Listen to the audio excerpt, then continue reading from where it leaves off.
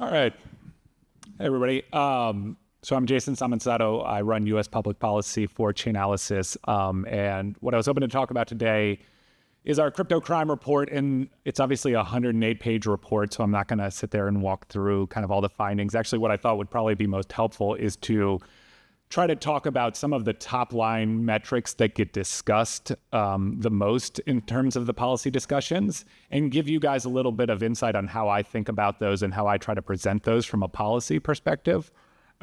Because ultimately, I think the idea of extracting data from a transparent network to be able to discuss the amount and scope and nature of illicit activity in the crypto ecosystem is a pretty new way of having a policy discussion. And so you have to bear with people as they understand this, right? This isn't trying to extrapolate stats or whatnot. This is being pulled directly from kind of our underlying data. A quick note about that. I mean, I think people probably fully understand this, but what at the heart of what we do at Chainalysis is trying to match up wallet addresses with the identity of services that people use in the crypto ecosystem. That can look like, an exchange X, which you'd put in kind of illicit category, but obviously a large part of that is identifying services that would be identified as illicit, right? Fraud shops, people involved in romance scams, OFAC sanctioned entities and the like. And so this is kind of the top line chart that I want to start with, which is kind of just the sheer amount of illicit activity in dollar numbers that occurred in 2024. And I think what is important to kind of take away from this chart is if you look at this past year, the lion's share belongs to OFAC sanctioned entities. And in particular, if you dig deeper into that data, one of the things that you find is that most of that comes from one particular exchange called Garantex in Russia that was sanctioned in the past year or two. And so why is that important from a policy discussion, right? Because the nature of talking about what do you do about an entity like Garantex, which is in a region that's not exactly going to care about our OFAC sanctions in some ways, right? A lot of those entities are subject to it. But I think more importantly, is also facilitating a lot of what we would call probably not illicit activity, right? Some Russian who might be just trading crypto like any other person. So that is a very different policy conversation to have than to look at the past year where one of the things we did was added to last year's total the amount related to the creditor's claims on FTX, right?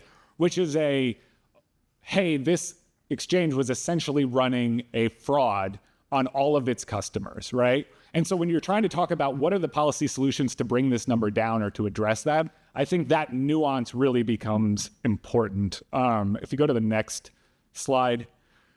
So here's one that gets a lot of attention. Sometimes to my chagrin, it occurs on kind of both sides. So ultimately what we do is we take that total number of illicit activity, and I should put a kind of caveat note on that. That previous number is definitely the lower bounds, right? That is straight out of our raw data of stuff that we've identified. But ultimately, law enforcement are going to bring more cases that relate back to 2023. There's going to be other developments that we identify more illicit actors, and that number will rise. But ultimately, that number is a numerator, or the numerator over the total amount of crypto activity that we observe on chain. And so you see a very small percentage of that activity is what we call illicit. What is that number good for in a policy discussion? I think it is good for what a lot of people present it to be, which is when you look at the total amount of on-chain activity, the amount of illicit activity that makes up that is a small percentage, right? There is a large amount of activity that would generally not fall into the category of illicit. What is much trickier from a policy perspective is trying to compare that to the traditional finance ecosystem. And you've seen this done at congressional hearings and whatnot, where there is not the same type of data that we're using, right? People are estimating, hey, is it 3 to 5% of total activity in the economy that is illicit?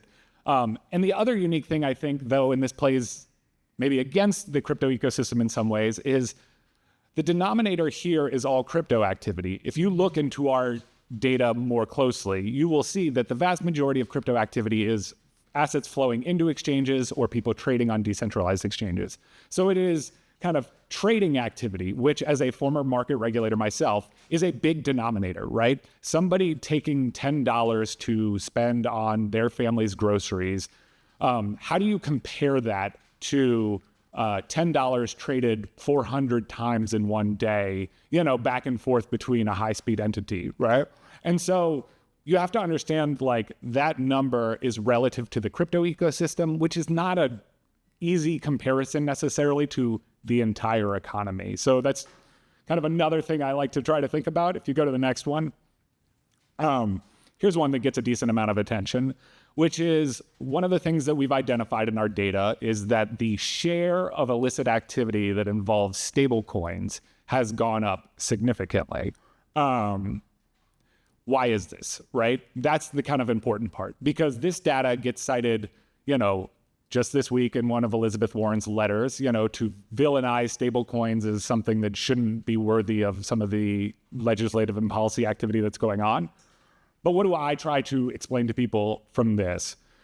One is this is in part a reflection of the growth of stablecoins as the medium of exchange in the entire crypto ecosystem, right? So that's an important part. Similarly, the conversation we were having earlier about Garantex or some of these exchanges, right? To the extent that stablecoins end up in OFAC-sanctioned entities or are an important medium of exchange, right? They are going to reflect a large percentage of that amount. I also think it's important then when you're talking about what are the policy steps to address this, this is where that nuance really matters. The truth is there are different policy solutions that you can address with a stablecoin because there is a centralized issuer, right? The idea of maybe we should put some obligations on this entity to monitor this activity and maybe freeze assets is a much different discussion than you would probably have to have around an asset like Zcash or something along those lines. And that's important, right? Understanding that difference so that we can have a separate policy conversation on something like stablecoins than to something like all the other assets in crypto is kind of like one of my hopeful takeaways from this data. The last thing I'll show, just a couple slides in a row if you go to the next one. So this is what we call like the money laundering part of our data. Interestingly, if you go back to the original slide, the total amount of assets that we identify as illicit does not include money laundering. Why is that? Because what do we define, right? When we define the total amount of illicit activity, we're saying these wallets that have been identified as some type of illicit actor, what is the total amount that they have received? And that goes into our total number. When we're talking about money laundering, we're talking about what are these entities now doing with those funds after the fact? And we are calculating kind of where they send those funds. So we're looking at funds that come out of those wallet addresses instead of in. And one of the things you'll see, and again, this probably aligns with people's expectations a little bit, and to like a positive thing from my perspective is the policy discussions kind of revolve around this idea, which is most of the illicit funds, the next stop in their travels are to centralized exchanges. And if you go to the next one, the truth is if you dig deeper into that centralized exchange ecosystem, a lion's share is taken up by only about 5 entities, right? And so when we're talking about how do we make a dent in the illicit activity from a policy perspective, it really is important to think about like, what does it mean to run an offshore cryptocurrency exchange that is receiving, these assets on a kind of instantaneous basis and allowing people to cash out, maybe without full AML laws in place, without a good compliance infrastructure in that country, and solving that problem of like, how does the US influence what happens in a nation that might be hosting one of these exchanges to ensure that there is the kind of same standards is a very tricky problem, but is much different than saying like, oh, we really need to focus on some other problem like DeFi or something along those lines. So I'll stop there. There's a lot of data in our report. Happy to kind of discuss any of this in more detail, but that gives you a little glimpse of how I end up talking about some of these really high level matrices or data points. So thank you guys so much.